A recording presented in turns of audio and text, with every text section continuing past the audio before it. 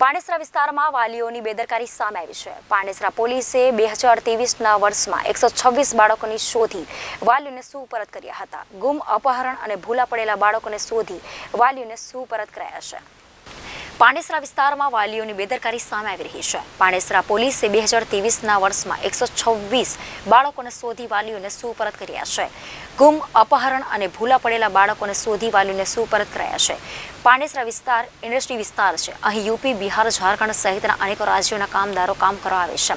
વાલીઓ કામ કરવા જાય છે અને બાળકો ઘરે હોય છે। આવા સમયે બાળકો ગુમ કે અપહરણ થવાની ઘટનાઓ સામે આવતી હોય છે।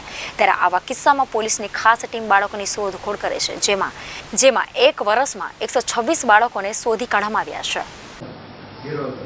જી પાંડેસરા પોલીસ સ્ટેશનમાં સને 2023માં વિવિધ પ્રકારની નાના બાળકો ગુમ થવાની અથવા અપહરણ થવાની ફરિયાદો મળેલી છે, જેના ભાગ રૂપે ઝોન 4ની ટીમ, એચ ડિવિઝન તથા પાંડેસરા પોલીસના કુશળ અને પ્રખર મહેનતના ભાગરૂપે કુલે વર્ષના 126 બાળકો શોધી કાઢવામાં આવેલા છે।